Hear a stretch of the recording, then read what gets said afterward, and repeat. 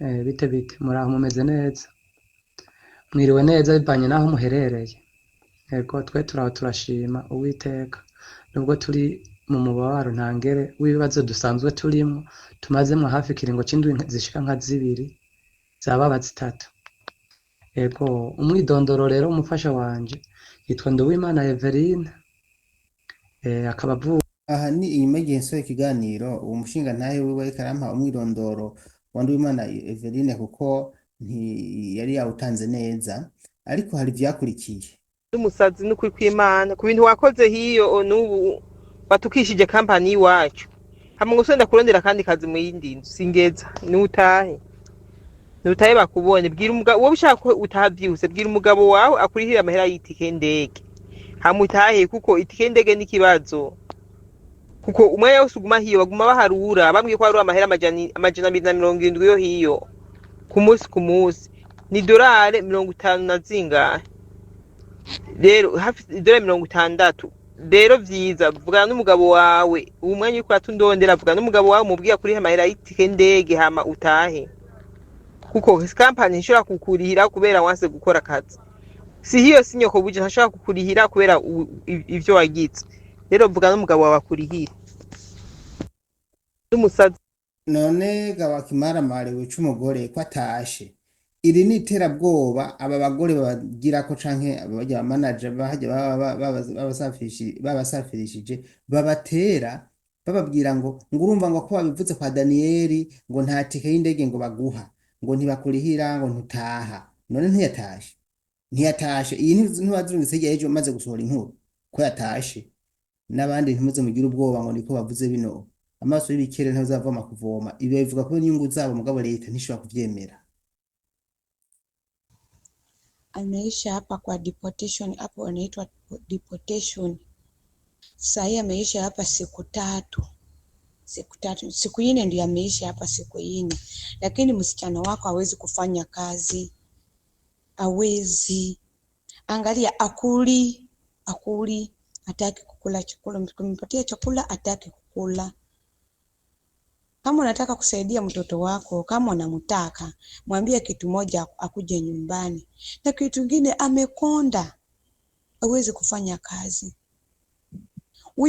Huyo madamu wako alikuwa anampiganga. Walikuwa wawili kwa nyumba, walikuwa wanamfanya kazi mwingine anaitwa Muethiopia na huyo msichana wako. Huyo Muethiopia kila siku alikuwa anaongeleshanga madamu wake, anaongeleshanga madamu. Huyo Muethiopia akaongelesha madamu, anapiga huyo msichana wako Evelyn. Kila siku madamu anamupiga. Na msichana anasema anasikia uchungu kwa tumbo. Na hii hapa juu karibu ya matiti anasikia uchungu. Hawezi kufanya. Uyu rero nawe ni ukora kuri office muri Saudi Arabia yereka avuga ibijanye n'uyu mukenyezi yuko ngo adashobora gukora akazi kuko atarya ibimuvise ko n'umugabo we bivuze ko hari injya baba hatazijya kuri office. Ati rero nimba ushaka ko umugore bataha muri itike y'indege we yakura hehe? Nimwumve nawe ariko avuga ati nanje ndikeneye nabuze nayo kurya iyo tike y'indege yo kwikura hehe? iyi audio iyo wavuga ikirundi ni uwo mudirectrice nyene niwe ariko arabwira umufasha wanje ivyo. Hama uyu nawe ni umukenya bari kumwe kuri iyo office, ariko ubu niwe ariko arabwira uwundi mugenzi we ari muri Arabia nyene kungene amerewe. Nuko mubashe guhezagirwa n'ukuri. Ibi vyago rero bikurikirwa n'ibintu byinshi. Hano reka ndabumvishe andi audio y'undi muntu nyene karatageze Ethiopia, mwumve nawe ko yambwiye yanshimiye mbwambwira ngo mvireka twumve. Amasa nyakubahwa kwa Danieli, jewe ndiita umuntu watabarije ari umugasho afunzwe na ofisi. Uno mwanya ndiko mvugira kuri telefone y'uwo twahuye nawe yahuye n'ibibazo twafatanije urugendo uno mwanya ngeze muri Etiyopiya kuvuga ibintu byose by'iwanje nta kintu na kimwe bampaye waba umushahara byaba ibyambarwa eka kira kintu ikintu icyo ari cyo cyose nta na kimwe bampaye ni telefone ofisi yarayinyuruje bambwiye ngo bayihize ngo bayibuze ariko banyirukana mu modoka ngo nje ku modoka ngo amasaha aragiye ngo sincerwe ngo bazorungika mwumvise urumva utuntu twiwe twose batumwatse batumwambuye avuga ati we genda tuzorungika iki umva utuntu twiwe twose batumwatse murumva ko nk'ibintu bibabaje vraiment reka marire yindi ya kabiri mwumve nariko ndavuga agakorora gaca karavyuka navuye mu gasho narwaye inkorora nariko ndakubwira ati ndi ida uwantije telefone twahuriye ku kayira jewe bantahanye ata kintu na kimwe bampaye nta na kimwe bampaye jewe natashe mu duhuzu nahawe nabo nasanze kuri ofisi n'abandi twafunganwe yego ibindi nta kintu na kimwe bampaye telefone ofisi yayinyuruje mwabyumvise mwabantu muko bino bintu bibabaje cyane gose bambwira ngo bayibuze ngo umukuru wa ofisi ngo niwe yayibitse bambwira ngo ningende ngo ndababwira amahera ngo nayiguze ngo hama ngo bazoyarungike kuri ofisi yandungitse jewe nabuze ico mfata n'ico ndeka kandi bariko baranyirukanza basha no kunterura banterura banyirukanza natashe uko nyene ata n'ikintu na kimwe ntahanye telefone nayiguze 420 ya mariyari bampaye amahera 100 yonyene niyo mahera bampaye izi zose murumva ko bizangorane rero niko ndavuga abantu bahura nazo birababaje cyane ariko ntaco yaciye ku telefone y'uwo muntu uyu nawe naramutabarije amaji naramutabarije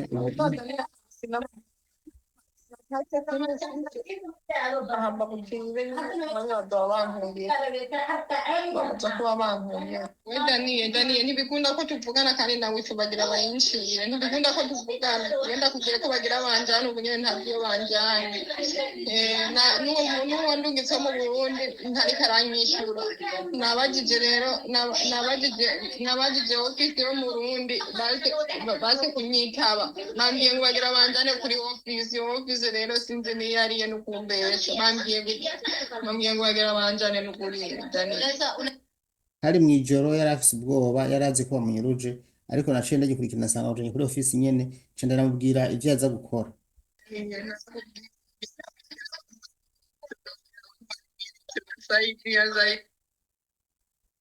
we ntibakujane muguze kuraba gusa ntibakugirire nabi aho bazakugeza hose uze guca wiyambaza reka ndaguhe nimero za ambasade niba udafisemwo wifi uraraba n'umuntu arengana wari wese umuhagarike umusabe wifi hanyuma uce ubwira ambasade ko bagutaye mw'ibarabara nibaguta mu gahinga batakujanye kuri ofisi namubwiye n'izindi audio ariko kubera umwanya ni mutoya sinobandanya ndazivukina zose basade bampaye nimero yiwe ndamubwira ikibazo mbwira ngo nkoreshe apere nayo ntibikunda ko telefone kubera akabikira babumpa n'ubu bagira bakancire ahubwo we bimubwiye ti wa muntu yakurondereje ti baramutwaye ti bamubwiye ko bagira bamujane ngo kuri ambasade ngo kuri office ngo muri Riyade naho hantu ndi kugera muri Riyade hagenda amasaha 10 ivyo yantumye kandi narabikoze amahoro neza izi ni audio rero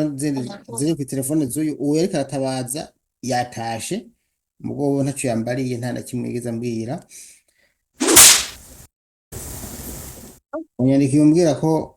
ushima dusangiza iyo nkuru nziza rero.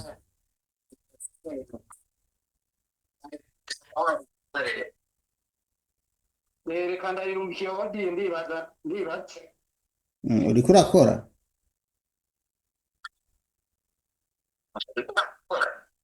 oya hasi ndiko ndakora umva tugiye kuvugana cyane birungika naye natashe mu rugo kuruhuka Niyo twogira ko ntaco nta kibazo, ndiko ndarikodinga.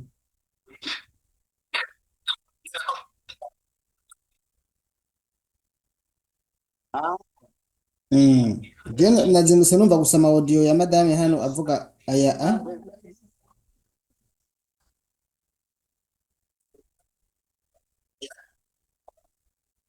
nazindutse numva audio abiri aya jewe ndiga umuntu watabarije ari uyu n'uyundi si wewe uno witwa Ida.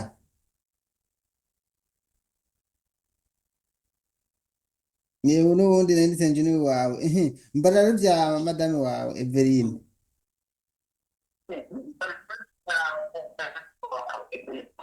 Berine kugira Rwanda saa cyenda z'ijoro yanyandikiye mbwira yuko bamuhaye ifishi ya tike y'indege yahindukiye ifoto amaze kumbwira uko ndagerageza kumurondera sinashoboye kumuronka mugabo mwino kigango wanje standondera ambwira ati yaba umurongo ari kuva mu masaha 3 bigenze uko je kwa ndi mu kazi zibonye unyene ambwira wanje muri Ethiopia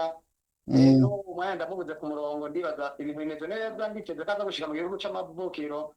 ciza c'Uburundi ndibaza baza gushika aya mahoro abwiriza gushika mu gihugu ciza nyene ega cya gihugu baba ari mu Mugisha tubwira ko ndabashimira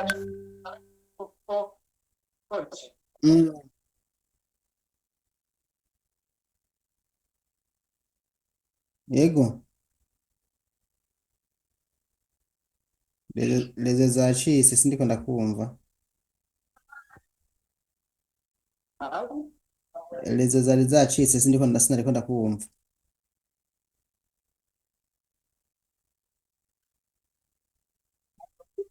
ati lezo zari zacitse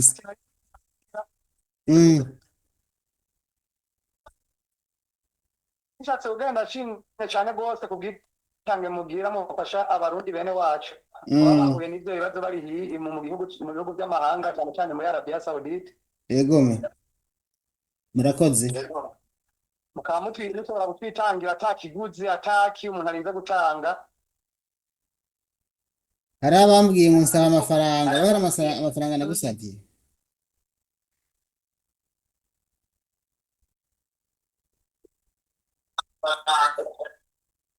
oya amafaranga wigeze usaba oya uwo muntu arahuguza arahuguza cyane rwose kuko urabizi kuva dutangura ikiyago n'ubwa mbere tuvuganye kuri telefone nk'uko ko nta kanya nigeze mbo ni ubwa mbere kabisa ni ubwa mbere ndamubeshuje ndongera nkamubeshuza nk'umugabo w'Imana Everine kubera ivyo bintu sivyo kwamufata n'ubwo nagatanga iyo ari ivy'amafaranga n'ababa bashaka nyine kugira baduce intege hama Everine yari yampaye n'amaudio kuri ofisi bamubwira yuko ngo batazomura itike y'indege n'ibindi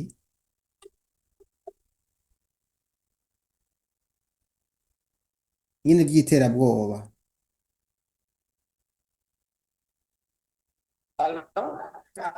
ati Everine yari yampaye amaudio ambwira ko bamuteye ubwoba bamubwira ngo ntibazomura itike y'indege ngo kubera yabivuze n'ibindi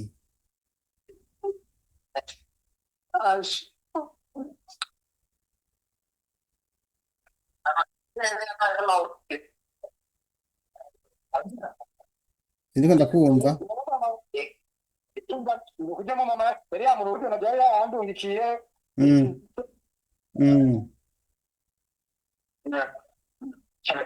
ndaharura amafaranga natanze muri Nyakigo kungene yangana amafaranga ashaka bagaca bambwira ari ashoboye guhura n'ikibazo hariya ikegera ariko aramusaba ngo amusubira muronderera iyindi nzu arabe ko yoshobora kugerageza ngo akore kuko yari yashikiye hari yakoze nabi mugabo wewe aranka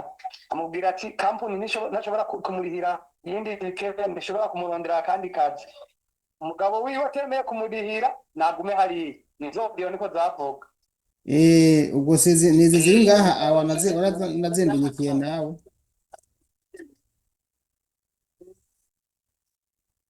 rero iyo nyifato urabona ko ari iterabwoba ntimuze murabura gutabaza mu gihe muhuye n'ibibazo ngo ni kubera bababwiye ngo ntibazobarihira n'ubu ndacyarindiriye kuko sinokubaza ngo birahera kuko akimara gushika mu gihugu ndavye amajambo bavuganye isundi bwabo hari ibindi nkurikizi zishobora gukurikira nta nkurikizi n'imwe ibaho kubera bijye bakora binyuranye n'amategeko leta ntishobora gushigikira amafuti nkayo leta ibabwira ati nimubajane mubarungike kurondera ubuzima mugabo n'ivyanka muzobagarukana erega bijya bintu biri mu masezerano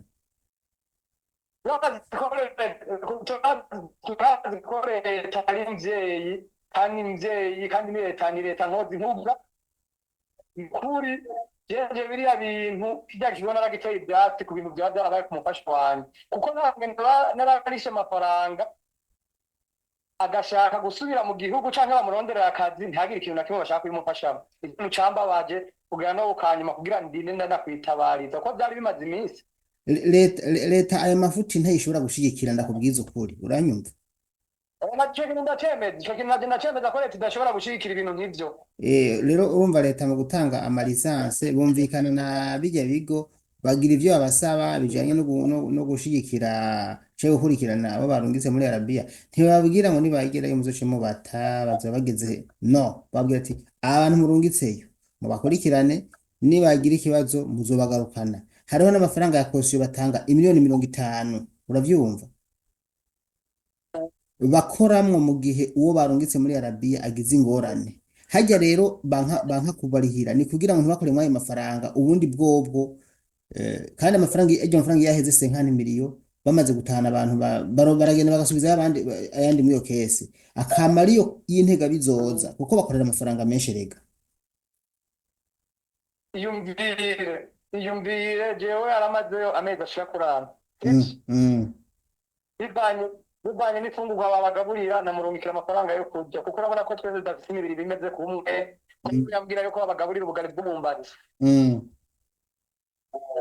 nkama ndamurungikira rasiyo uko nyene rero ishanagaje vrema jewe amafaranga nisofye mu mufuko gutanga 140 nongera ntanga 1,500,000 nongera ntanga 1,000,000 nongera ntanga ibihumbi 500 itango ni ivy'umuntu ngo agira murungiko wonyene ubona ariko akora ivyo nongera ntanga ibihumbi 100 bamubwira ngo passport bayisize muri system nuko rero nuko ibintu bimeze Jena bimubwiye kurondera ubuzima mugabo ntaco kazima ico shimira Imana nuko Imana yakoranye nawe hama ibintu bikagenda neza mbega yaramaze imisi angana iki karaburabuzwa kuva ku itariki 30 twavuye mu gihugu 28 yakaze ku itariki 30 itariki 30 kugira no bakari kugira no munsi ubona kugira mu minwe yacu araza kuza ntugire ikibazo yanjye audio Imana yamushikana ntugire ubwoba araza kandi arashika amahoro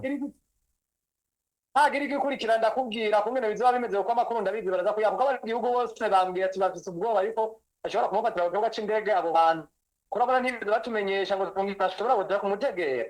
umviriza niyo bogomba bakamufata baragenda bakabafata bagaca bajana kuraba ko bagwaye iyo bagomvye kandi navyo ni guhunyanga agateka k'umuntu ngo bakaza kubakubagura baca kubaraba ko bagwaye urumva muri make babikora nk'inzigo so kubavuza none abatavuriwe muri ntuzenya hari baba bari muri Saudiya bacavurirwa mu Burundi ugira ngo n'urukundo babafitiye n'inzigo bacarindiriye kugereza kugenda neza n'ahandi hoje umunezero ni mwinshi cyane rwose sinzi no kumwe narabikubwira kabisa twamenye ko yaje nanje babimenyesheje kandi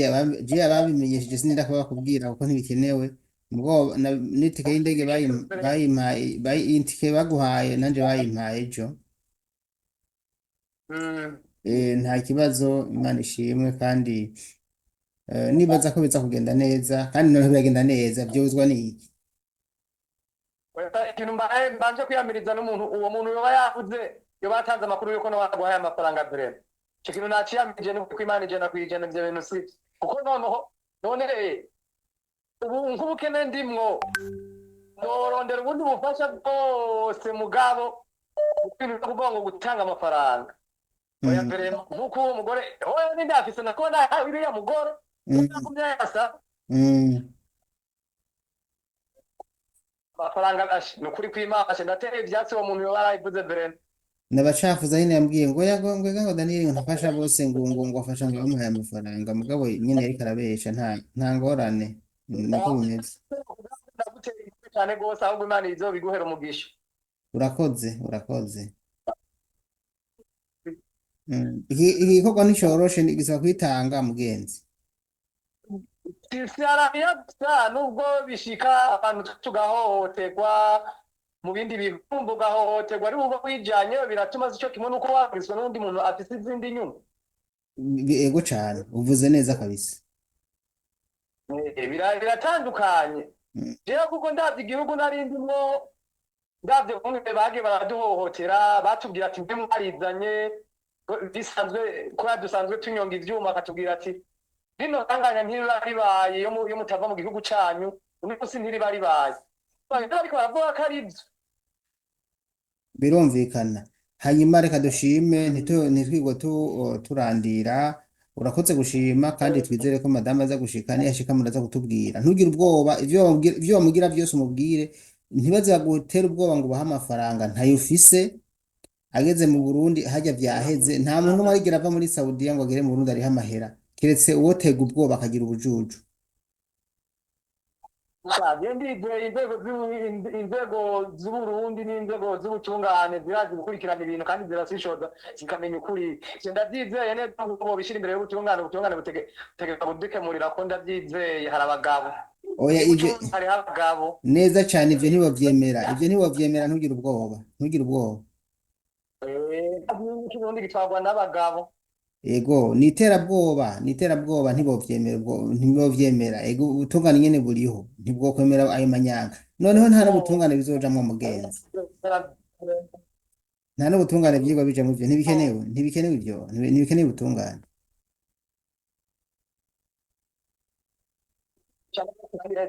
kubona message yanyandikiye ego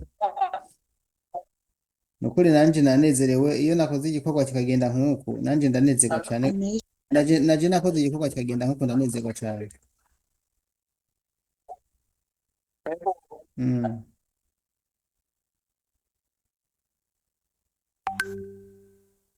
intege abantu bari muri Arabia Saudite nabo nyine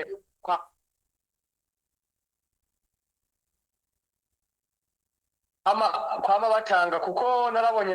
narakoze amakosa natanze message ukutari kwisebisho n'ibibazo nganya niyo mpamvu navuze ibintu bigize ntibigarukiye hasi ntaco umuntu abarimo nubwo utari ku murongo warabonye ko naciye ngerageza kwiyaranja kuko numva nyine ari ibintu bidasanzwe byihuta mugabo mu nyuma warasubira bitunganya byose neza kandi niyo mpamvu byaciye bigenda neza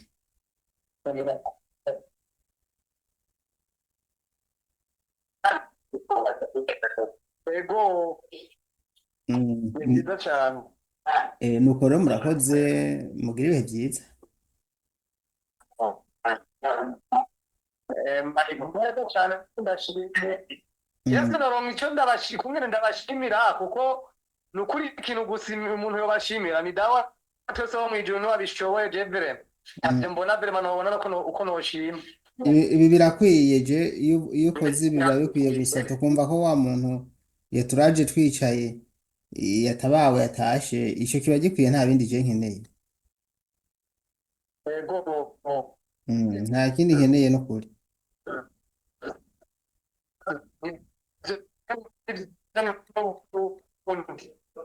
uyu munsi yatahanye n'abandi bantu batatu kandi muri batatu umwe niwe yanyandikiye bane batashe ari bane hatashe oya sinda kubavuga amazina batarandikira ama audio hatasha abandi batasha ari bane harimo umudamu wawe kandi hariho n'uwatiye telefone umwe mubona atabarije ariko arataha kandi wewe ntiyabimbwiye mugabo uwo wundi we yamutiye telefone arandungikira audio ariko uwo yayitiye kandi naramutabarije wewe ntiyabimbariye byumvikana ko nubwo tubikora hariho n'ababifata ibisanzwe batabona ibyo twakoze ariko ntibiduca intege nta na kimwe.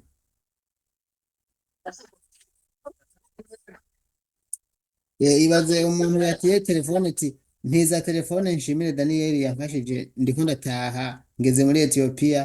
ariko uwo nyine iyo telefone nawe arije namufashije hari ku kiganiro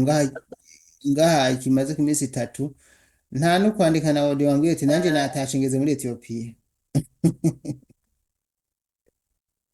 ahantu twese reka ntidufite imitima imwe ubu hajya yibaza ko ibintu byabikugariya niko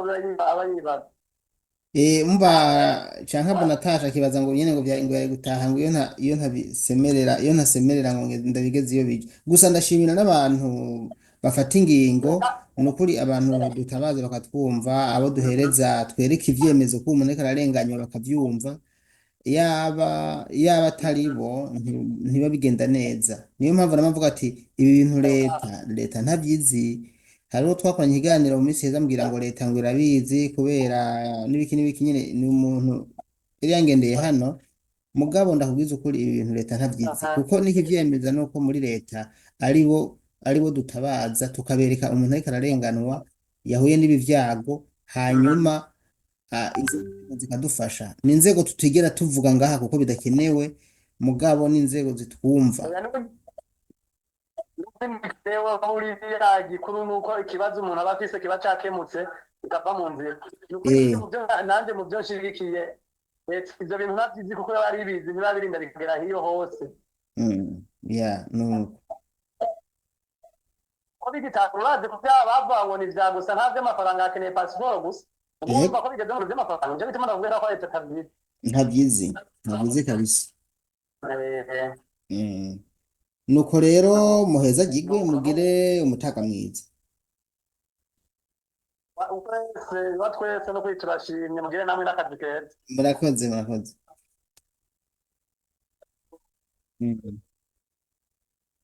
bino bigo biratera ubwoba aba bantu biratera ubwoba abantu kandi gose nagomba ndabasangize utudio dukeya hano. bite muraho mumeze neza mwiriwe neza bivanye naho muherereye yego twe turashima uwiteka nubwo turi mu mubabaro ntangere w'ibibazo dusanzwe turimo tumazemo hafi ikiringo c'indwi zishika nka 2 zababa 3 yego umwidondoro rero umufasha wanje yitwa Nduwimana Everine akaba aha ni inyuma y'igihe nsohoye ikiganiro uwo mushinga ntahe wiwe ariko arampa umwidondoro wa Nduwimana Everine kuko yari yawutanze neza ariko hari vyakurikiye n'umusazi n'ukuri kw'Imana ku bintu wakoze hiyo n'ubu batukishije kampani iwacu hamwe ngo usenda kurondera kandi kazi mu yindi nzu singeza nutahe bakubonye bwira umugabo wowe ushaka ko utahavyuse bwira umugabo wawe akurihira amahera y'itike ndege hamutahe kuko itike ndege n'ikibazo kuko umwe wese uguma hiyo baguma baharura bambwiye ko hari amahera amajana 270 yo hiyo ku munsi ni dolari 50 na zingahe rero hafi dolari 60 rero vyiza vugana n'umugabo wawe umwanya uko atundondera vugana n'umugabo wawe mubwiye kuri amahera y'itike ndege hama utahe kuko company ishobora kukurihira kubera wanse gukora akazi si hiyo sinyoko buje ntashobora kukurihira kubera ivyo wagize rero vugana n'umugabo wawe akurihira n'umusazi none gabakimara mare wica umugore ko atashe iri ni iterabwoba aba bagore bagira ko canke abajya manager bahajya babasafirishije babatera bababwira ngo urumva ngo ko babivuze kwa Daniel ngo nta tike y'indege ngo baguha ngo ntibakurihira ngo ntutaha none ntiyatashe iyi ntibazurungitse igihe ejo maze gusohora inkuru ko yatashe n'abandi ntimuze mugira ubwoba ngo niko bavuze bino amaso y'ibikere ntazavoma kuvoma ibi bivuga ko inyungu zabo mugabo leta ntishobora kuvyemera. Ameisha hapa kwa deportation, hapo wanaitwa deportation. Sasa hii ameisha hapa siku 3. Siku 4 ndio ameisha hapa siku 4. Lakini msichana wako hawezi kufanya kazi. Hawezi. Angalia akuli, hataki kukula chakula, mkimpatia chakula hataki kukula. Kama unataka kusaidia mtoto wako, kama unamtaka, mwambie kitu moja akuje nyumbani. Na kitu kingine amekonda. Hawezi kufanya kazi. Huyo madamu wake alikuwa anampiganga. Walikuwa wawili kwa nyumba, walikuwa wanamfanya kazi mwingine anaitwa Muethiopia na huyo msichana wako. Huyo Muethiopia kila siku alikuwa anaongeleshanga madamu wake, anaongeleshanga madamu. Huyo Muethiopia akaongelesha madamu, anapiga huyo msichana wako Evelyn. Kila siku madamu anamupiga. Na msichana anasema anasikia uchungu kwa tumbo. Na hii hapa juu karibu ya matiti anasikia uchungu. Hawezi kufanya. Uyu rero nawe ni ukora kuri ofisi muri Saudi Arabia, yareka avuga ibijanye n'uyu mukenyezi yuko ngo adashobora gukora akazi kuko atarya. Ibimwumvise ko n'umugabo we bivuze ko hari indya baba hatazirya kuri ofisi. Ati rero nimba ushaka ko umugore bataha muri itike y'indege we yakura hehe? Nimwumve nawe ariko avuga ati nanjye ndikeneye nabuze nayo kurya, iyo tike y'indege yo kwikura hehe? Iyo audio wavuga ikirundi ni uwo mudiregitirise nyene, niwe ariko arabwira umufasha wanje ivyo. Hama uyu nawe ni umukenya bari kumwe kuri iyo office, ariko ubu niwe ariko arabwira uwundi mugenzi we ari muri Arabia nyene kungene amerewe. Nuko mubashe guhezagirwa n'ukuri.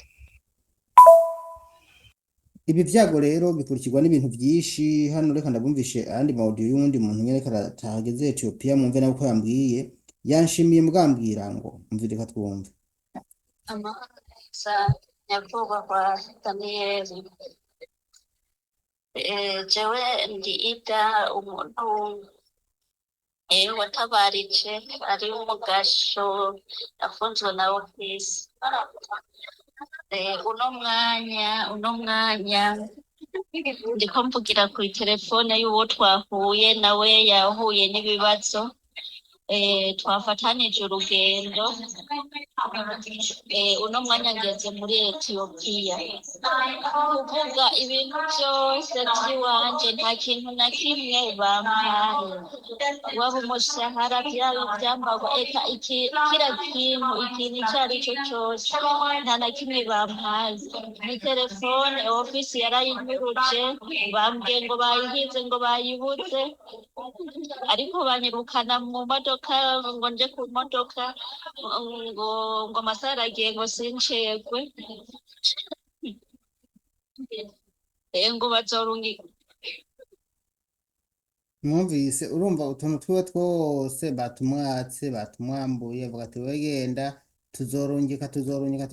iki. Umva utuntu twiwe twose batumwatse. Mwumva ko nk'ibintu bibabaje vraiment. Reka marire yindi ya kabiri mwumve. Nariko ndavuga agakorora gaca karavyuka unavuye mu gasho narwaye inkorora. Nariko ndakubwira ati ndi Ida, uwantije telefone twahuriye ku kayira. Jewe bantahanye ata kintu na kimwe bampaye, nta na kimwe bampaye. Jewe natashe mu duhuzu nahawe nabo nasanze kuri ofisi n'abandi twafunganwe. Yego ibindi nta kintu na kimwe bampaye. Telefone ofisi yayinyuruje. Mwabyumvise mw'abantu muko bino bintu bibabaje cyane gose. Bambwira ngo bayibuze ngo umukuru wa ofisi ngo niwe yayibitse. Bambwira ngo ningende ngo ndababwira amahera ngo nayiguze ngo hama ngo bazoyarungike kuri ofisi yandungitse. Jewe nabuze ico mfata n'ico ndeka kandi bariko baranyirukanza basha no kunterura banterura banyirukanza natashe uko nyene ata n'ikintu na kimwe ntahanye telefone nayiguze 420 ya mariyari bampaye amahera 100 yonyene niyo mahera bampaye. izi zose murumva ko ari za ngorane rero niko ndavuga abantu bahura nazo birababaje birababaje cyane ariko ntaco yaciye ku telefone y'uwo muntu ubu nawe naramutabarije amaji uwe naramutabarije ahamba mukinze n'abanyarwanda bankundiye baza kuba bankundiye we Daniye ntibikunda ko tuvugana kandi nawe tubagira abayincire ntibikunda ko tuvugana wenda kugira ko bagira banjana ubu nyene ntabyo banjana n'uwo ndungitse mu Burundi ntariko aranyishura nabajije rero nabajije ofisi yo mu Burundi baze kunyitaba nambwiye ngo bagira banjane kuri ofisi rero sinzi niyo ariye n'ukumbesha bambwiye ngo bagira banjane n'ukuri Daniye hari mwijoro yari afise ubwoba yari azi ko bamunyuruje ariko naciye ndagikurikirana asanga bajanye kuri ofisi nyene nca ndaramubwira ivyo yaza gukora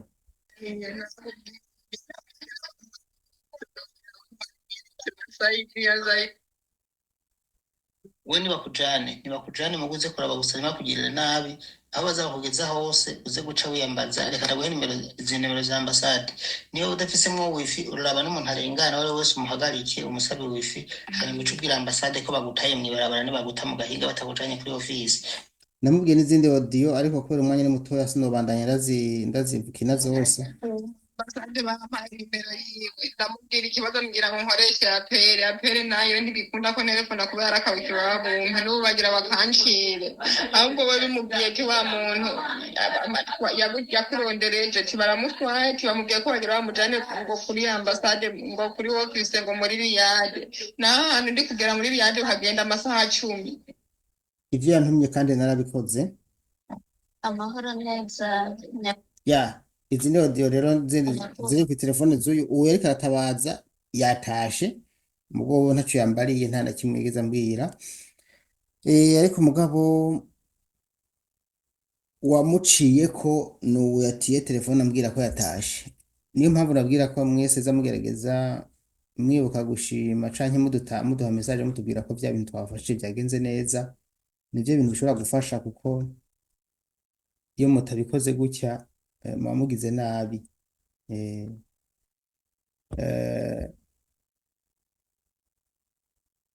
ida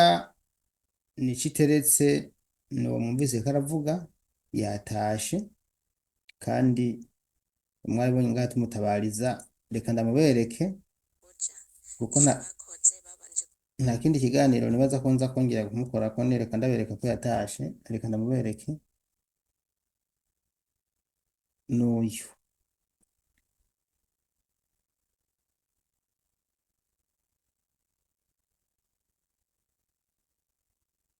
nishiteretse ida n'uyu nishiteretse ida ni uyu ndamubereka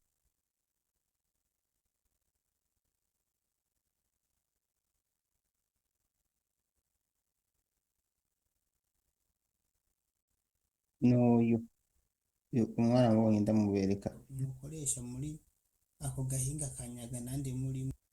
murundi kazi bamenye ukuntu bigira Tarvitsetko